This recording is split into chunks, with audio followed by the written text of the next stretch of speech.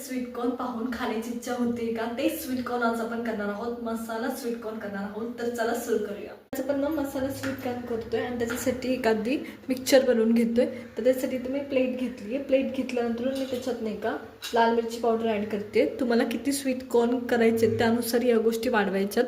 तर आपण 2 फक्त स्वीट कॉर्नसाठी करतोय, त्याच्यामुळे मी थोडं थोडं घेते सगळ्या गोष्टी. तर इथे मी अर्धा चमचा लाल मिरची पावडर घेतली आहे, अगदी किंचितशी हळद घेतली आहे. त्याच्यानंतर माझ्याकडे इथं मिक्सर किंवा ऑर्गॅनो तुम्ही वापरलं, पिझ्झा सीझनिंग ते सुद्धा चालेल, तर ते घेते मी इथं थोडंसं अर्धा चमचा. त्याच्यानंतर माझ्याकडे इथे लसणाची पेस्ट आहे. मी एकदम स्मूथली लसणाची पेस्ट इथं करून ठेवली आहे, ती घेतली आहे. या सगळ्या गोष्टी तेल टाकून व्यवस्थित मिक्स करायच्या. तर मी तेल घेते इथं, फक्त 1 चमचा तेल घेते. 2 ह्याच्यासाठी खूप इनफ होतं. इवन शिल्लक सुद्धा राहू शकतं व्यवस्थित लावलं तर हे घेतलंय. आता या सगळ्या गोष्टी मिक्स करायच्या. एवढ्या पुरेशा आहेत 2 फक्त कणसांसाठी. खूप थोड्या थोड्या घेतल्यात एवढं. मीठ टाकायचं चवीनुसार. आणि हे आपल्याला इथं मी स्वीट कॉर्न सोलून घेतलेत आधीच, त्याला लावून घ्यायचं. तुम्ही भाजून सुद्धा लावून घेऊ शकता किंवा आधी सुद्धा लावून घेऊ शकता. तर जसं तुम्हाला आवडतं तसं करूया. तर आधी मी एकाला नाही का पूर्ण लावून घेते. हे ब्रशने लावून घेतलं ना सोपं जातं म्हणजे. तर या पद्धतीने मी एका कणसाला सगळ्या साईडने लावून घेतलंय या पद्धतीने. आता आपण हे भाजून घेणार आहोत. शक्यतो जेव्हा खूप जास्त तुम्ही करत असता तेव्हा याला साईडला ठेवून दिलं तरी चालेल. सगळे लावून घ्यायचे एकसाथ आणि परत सगळे भाजून घ्यायचे. तर चला भाजून घेऊया. आता लावलेली सगळी कणसं ना पण भाजून घेतोय.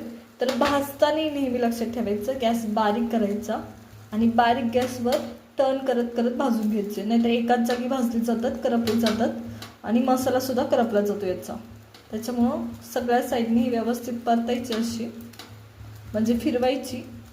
त्याच्यामुळं कधी पण हा कणसाचा दाणा तोडायचा नसतो. जेव्हा तुम्हाला कणस अशी गॅसवर चुलीवर भाजायची असतात तेव्हा टर्न करत राहायचं बारीक गॅसवरती या पद्धतीने.